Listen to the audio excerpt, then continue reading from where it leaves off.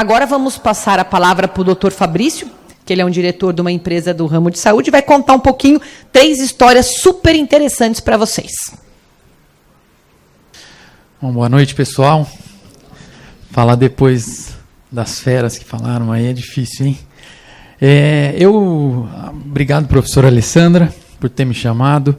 Meu nome é Fabrício, eu sou formado há 13 anos em medicina e estou aqui falando de Big Data e Analytics com vocês. Eu estou um peixe fora d'água aí. Eu vou contar um pouco. Eu falei, poxa, como que eu vou contar minha história para o pessoal, né? Como eu cheguei aqui?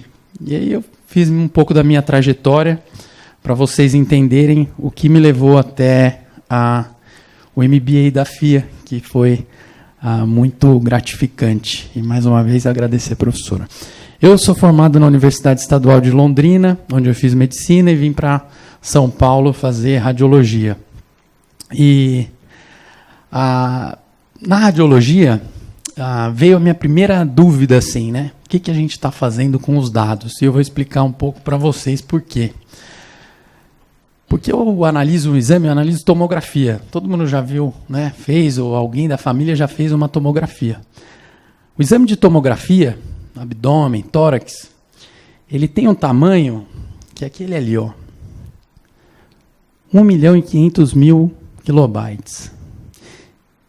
Quando você pega um exame, ele tem esse tamanho aqui. Eu coloquei tudo em kilobyte para a gente poder fazer a comparação.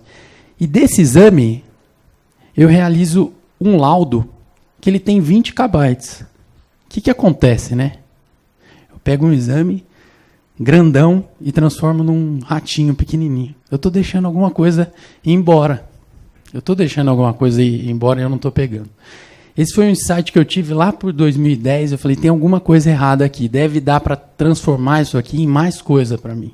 Em mais dados, em mais insights para o paciente. E isso, obviamente, já tinha muita gente pensando que nem era médico. Né? No Kaggle tem um monte de gênio ali, moleque de 17 anos fazendo isso.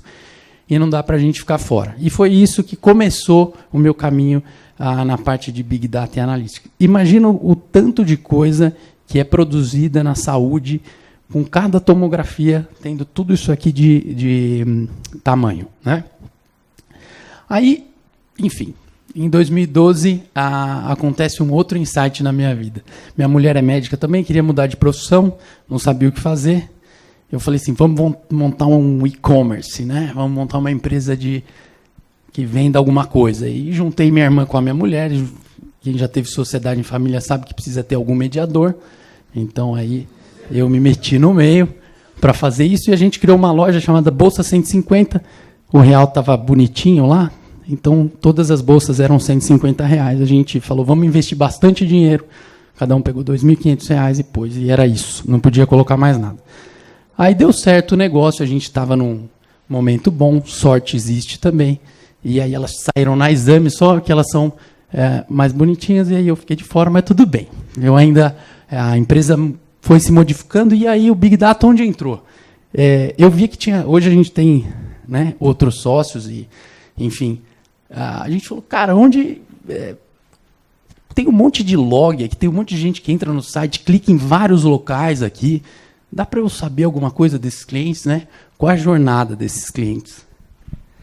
Onde eles estão se movimentando aqui no site? Existe algum padrão nas compras, né? Qual a oferta certa para cada cliente? E aí eu conheci um outro mundo, um monte de gente que mexia com isso, já de maneira embrionária ainda, mas já... quem conhece um pouco do linguajar de cesto de compras, falava assim, o cliente que compra uma bolsa rosa, exemplo, ele tem uma maior probabilidade de comprar um tênis ou um sapato marrom. E a gente começou a otimizar o nosso negócio com isso. Isso é Big Data e Analytics, né? É pegar dados, e não precisa ser Big Data, não precisa. Pegar os dados e trabalhar, né? Eu conto rapidamente aqui uma história que eu lembrei, que quando eu era pequeno no interior, a gente subia para comer a jabuticaba, né, no pé, tinha que pegar as lá de cima, né? Mas a jabuticaba de baixo, ela tem o mesmo gosto da de cima. Então a gente muitas vezes tem que estar ligado para tirar a fruta mais baixa que está no pé. Não precisa só ficar mirando lá em cima. Isso aqui Essas perguntas simples, que não são perguntas cabulosas também, elas responderam muita coisa para o meu negócio e trouxeram muitas soluções e lucratividade.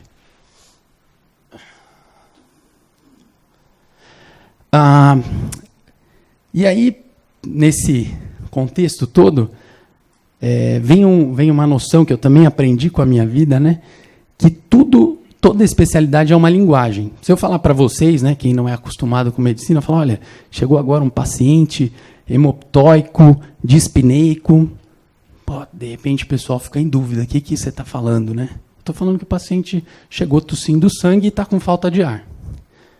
Big Data e Analytics e o MBA da FIA ensina essa linguagem para a gente. A linguagem do Python, a linguagem do R, o Hive, o Spark. O que a gente precisa fazer para entender isso? Eu preciso saber um pouco da linguagem. E eu falo não como propaganda, viu, professor? Eu falo de coração, que quando eu vim para a FIA já me chamavam para falar sobre Big Data e Analytics. E aqui a professora faz a gente colocar a mão na massa. Eu falei, cara, como que pode? Então, existe tudo isso eu posso fazer também, e eu posso, principalmente, eu me considero, agora pensando aqui, mais dos negócios. Eu gosto mais do mundo de business. Mas eu precisava conversar com o pessoal da TI, da empresa onde eu trabalho. Falar assim, olha, dá para vocês montarem um robô aqui, igual do Exterminador do Futuro? Aqui na FIA pega. Põe a bola no chão. O que dá para fazer com machine learning? Tem um monte de coisa que dá para fazer, tem um monte de coisa que não dá para fazer. Né? E aqui você aprende essa linguagem. E aprender linguagem é aprender uma especialidade. Isso eu tenho certeza. Na medicina é assim, sei que no direito é assim também, nos negócios é assim também. Você começa a conversar no mundo de negócios, né? O pessoal fala um monte de coisa diferente. E isso tudo é break-even, não sei o que. Não, pera, vamos traduzir. A gente precisa traduzir isso também. E aqui na FIA eu aprendi isso. Então é muito gratificante estar aqui falando para vocês. Aí eu vou contar agora, colocar a bola no chão, contar de um modelo da minha dissertação de mestrado. E o que a gente fez, né? Quando o paciente chega no hospital com qualquer coisa, ele também tem a jornada dele, né? Alguém deve conhecer alguém que já teve pneumonia, né? Chega lá com tosse, febre no hospital. Sai de casa e vai para o hospital. No hospital ela passa na triagem de enfermagem, certo? Oi? Mede o dedinho, né? Febre, pressão, tudo isso. Depois ela vai para o médico. O enfermeiro ela vai para o médico. Depois o médico fala assim, eu vou pedir alguns exames, vou fazer um exame físico. Depois ele pede ainda os exames laboratoriais, a urina, um raio-x, o exame de sangue. E ela volta para o médico, e aí o médico vai falar assim, olha, senhora ou você vai ser internado, e você não, você vai para casa. Vocês concordam, quem já é de dados aqui, cientista de dados e do meio, e profissional da área, entende que isso tudo aqui gera dado, né? Dá para entender que cada partinha dessa gera um dado. A hora que você sai de casa, os IoTs, ou já o paciente saiu lá da casa dele, ligou o Waze, foi para o hospital. Chegou no hospital, como ele entrou? Entrou andando? Entrou de cadeira de rodas? Essa, inclusive, é a variável que tem mais peso no nosso modelo, se ele entra andando ou de cadeira de rodas. Olha que maluquice. Ele passa na triagem de enfermagem. Mais história e mais dados. Um monte de IoTs lá, né? Ou um monte de dispositivo que gera informação, né? Pressão, temperatura, o coração, dá para ouvir, né? Os batimentos cardíacos. Ele passa no médico, mais dados. Ele passa nos exames, mais dados. Enfim, isso aqui gera um monte de dados. Tá? E é muito difícil mexer com esses dados. Tem que ter uma equipe fera, igual o slide que o Henrique mostrou, bem bacana.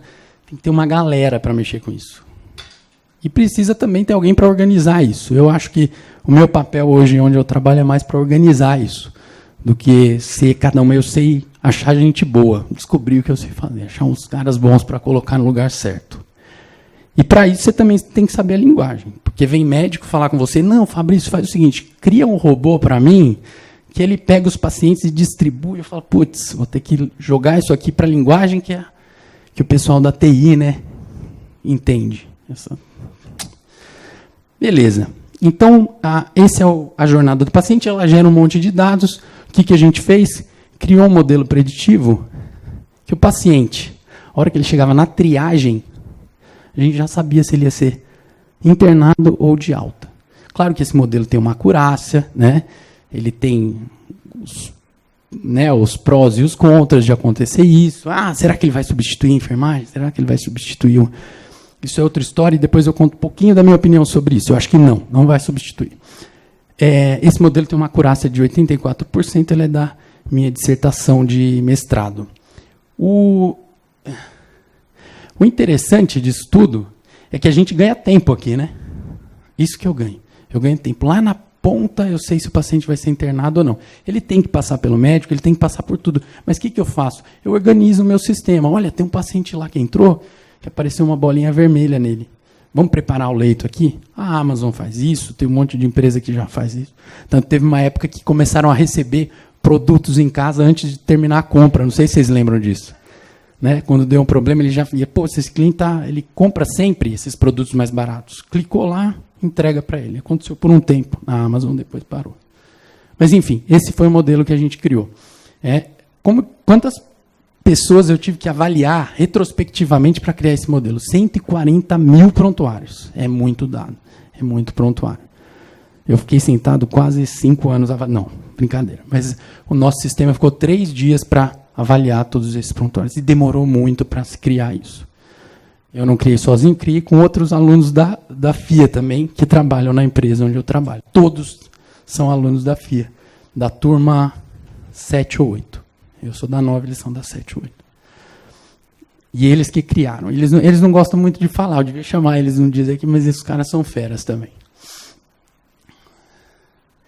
E aí o que eu aprendo, né, dos negócios, e aí eu acho que é uma mensagem que eu posso passar para vocês, é que mais ou menos o meu mindset, meus amigos me corrijam se eu estiver errado, a gente tem um monte de dados, né, aí quem fizer aqui os cursos da FIA, dado estruturado, não estruturado, semi-estruturado, só que a gente precisa ter uma pergunta de negócio. Tem muita gente que tem os dados e fala, eu quero criar alguma coisa. Não, você tem que ter uma pergunta de negócio. Isso eu acho que todo mundo tem que ter um pouquinho. A vontade de achar uma solução, uma decisão para aquilo que está realizando. Né? E essa pergunta de negócio. Essa caixa preta aqui, que algumas pessoas chamam de black box, né? que é o segredo, que pode estar rodando em Python, no Hive, no Spark, essa caixa preta aqui é o que a gente aprende no curso aqui da FIA. É um pouco disso, de como montar essa caixa preta. Que peças que eu vou ter que trazer, quem eu vou ter que chamar, que horas eu vou chamar essas pessoas, que linguagem que é colocada aqui dentro. Mas já para vocês saírem daqui e sair com isso para casa, eu adoro esse modelo e eu uso nos meus negócios e na minha vida também. Se não tiver uma pergunta de negócio, para vocês terem uma ideia, eu tive em Stanford agora no começo do ano, e lá eles se baseiam exatamente no business. Nunca você traz uma ferramenta, que não adianta, vou te dar um martelo aqui. Mas cadê os pregos? Né? Não, eu tenho um monte de prego em casa, preciso pendurar um quadro na minha casa. Como que eu faço?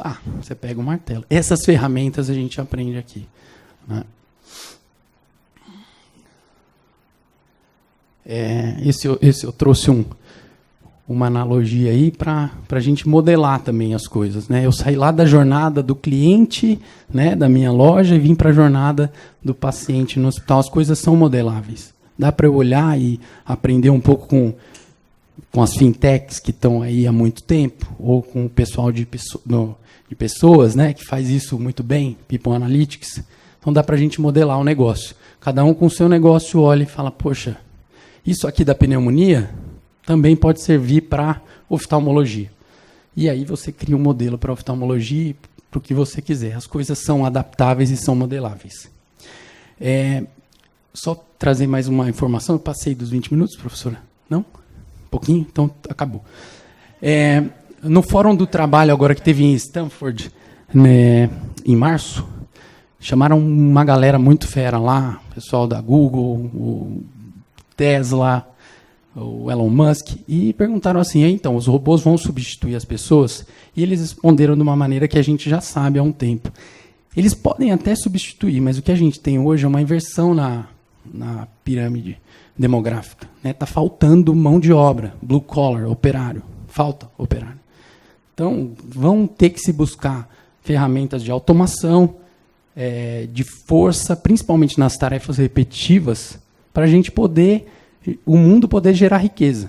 Então, talvez antes vão faltar pessoas para realizar os trabalhos do que o computador e a inteligência artificial substituir todo mundo, mas a gente vai precisar ajudar essas pessoas e faz todo sentido estar aqui nessa sala conversando sobre isso. Para finalizar, a gente falou muito de computação, de computador e tudo. Eu vou terminar aqui que não tem jeito de não ser um pouco gente também. Eu tive filhos agora dia 1º de maio e isso me fez pensar muito assim, né, no futuro, né, que eu quero para os meus filhos, né? São gêmeos, um casalzinho de Felipe e a Maria. E falar assim, poxa, o que eu quero para o futuro dos meus filhos, né? O que eu quero para eles? Aí eu pensei, como eu vou educar? Será que eu já vou ensinar Python logo de cara? Não, né? E aí, ensinar alguma coisa assim. Eu pensei, e aí vem um pouco ao encontro do que o Yuan falou. Eu acho que talvez eu ensine um pouco de arte para eles, de música. Eles vão ter mais tempo para essas coisas, eu espero, para um mundo melhor, né? Porque a ética ela não vai sumir dessa jogada. Humberto Eco fala, né, que a ética surge quando surge o outro. Então vai ter que ter gente pensando nisso também. Que pense nas duas coisas. Pensando em Big Data, pensando em Analytics e pensando em ética. Pensando em gente. Né? E eu vou continuar pensando nos meus filhos. E essa foto aqui, se alguém tirar uma foto, para mim vai me garantir a minha estadia na minha casa. Porque eu coloquei a foto dos gêmeos aqui. Minha mulher está brava. Pronto. Aí, viu? Isso é uma tática que ainda o computador não sei se... Pronto. Vou fingir que eu estou falando alguma coisa aqui. Isso vai garantir que minha mulher deixe eu entrar em casa. Obrigado, pessoal. Obrigado.